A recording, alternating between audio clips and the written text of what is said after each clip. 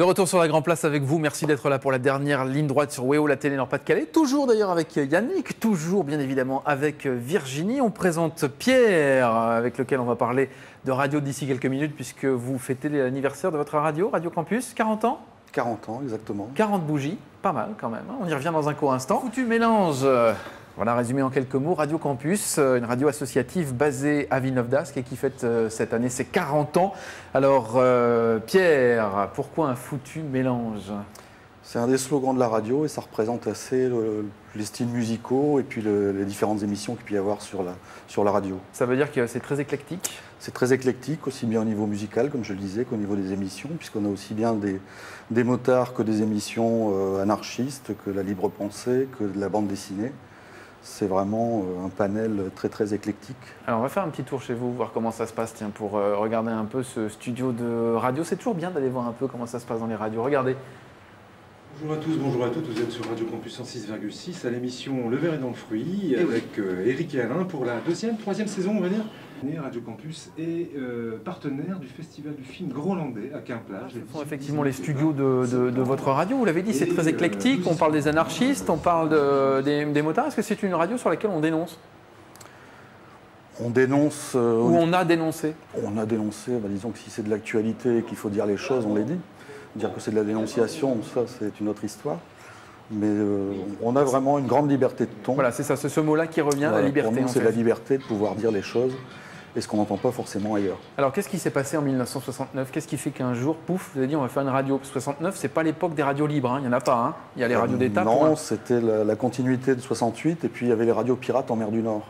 Donc comme la bande FM était tout de même Radio Caroline, Miamigo, donc vous n'avez pas d'accent. Non, vous n'avez pas d'accent. Et la bande FM en France était quand même assez triste pour les jeunes. Donc c'est en fait une personne, un étudiant en électronique qui à l'époque a créé la radio avec un petit émetteur dans sa chambre pour égayer un petit peu le campus à l'époque, puisqu'il n'y avait rien du tout sur Villeneuve-d'Ascq. Donc la radio était très locale, ciblée essentiellement vers les étudiants? Oui, puis en plus l'émetteur était petit, donc ça correspondait à peu près à la cité scientifique. Ça s'est étendu un peu après. Qu'est-ce qui fait que vous avez gardé toujours cet objectif de radio où on a effectivement combien d'animateurs? 150 animateurs, 90 émissions. Pourquoi aujourd'hui Radio Campus est toujours comme ça et elle n'a pas succombé aux sirènes des réseaux nationaux et autres radios commerciales? Justement parce qu'on n'est pas commerciaux, on ne fait pas de publicité, on a toujours tenu à garder notre indépendance. Il y a toujours un noyau de personnes qui ont fondé la radio qui sont là et qui ont les mêmes idées qu'à l'époque. Et ceux qui viennent autour du projet adhèrent à ces idées. Donc il y a une continuité. C'est du bénévolat, les animateurs? C'est entièrement du bénévolat. On a juste une salariée qui s'occupe du secrétariat. Quelle est l'utilité d'une radio comme celle-là en fait? Aujourd'hui, ça a beaucoup évolué. Il y a plein de radios, il y a plein de télé, il y a Internet aujourd'hui. Est-ce qu'aujourd'hui, Radio Campus est toujours utile?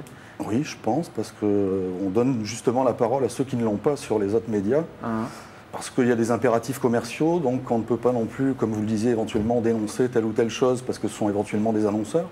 Ouais, là, au moins, nous, on n'a pas ces objectifs. Vous êtes tranquille. Alors, vous allez faire la fête ce week-end. 40 ans, ça se fête quand même avec des gens et pas n'importe qui, comme par exemple Jeff Kino.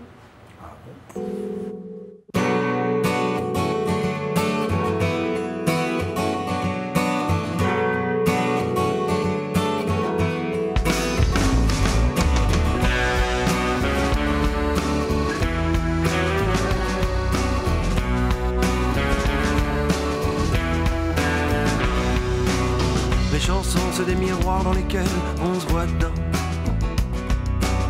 Tous les bons comme tous les mauvais moments. Dans celle-là, moi je pleure, toi tu... Quels sont les autres invités pour ce rendez-vous? Il y aura Wa, c'est un groupe africain. Il y aura les Beatles, c'est Lucky DeVille, c'est du rock. Il y aura Tacite, c'est un rappeur de la région. Ce sont tous des groupes de la région. Il y aura également Noumen Tobar qui fait de la musique du monde. Tante Adèle et la famille, qui est un peu dans le style de Marcel et son orchestre, je dirais, c'est de la musique festive du Nord-Pas-de-Calais. On est là essentiellement pour faire la fête et on retrouve cet éclectisme dont vous parlez. C'est ce qu'on a essayé de faire justement au niveau des styles musicaux. En quelques mots, l'avenir de Radio Campus?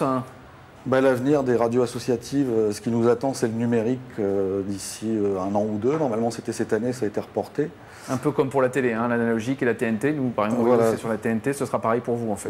C'est un peu ça. La fin de l'analogique est prévue pour La bande FM, il n'y a pas de fin, mais pour Canal+, c'est 2011, donc on récupère une partie des bandes occupées par Mais ça veut dire des coûts de diffusion un peu plus importants pour vous? Ben, on va être obligé de diffuser en FM et en numérique en même temps, avec des coûts relativement élevés. Et pour l'instant, on n'a aucune assurance sur les financements qui vont... À Villeneuve d'Ascq, à l'espace Concorde, donc la fête avec tous les groupes invités.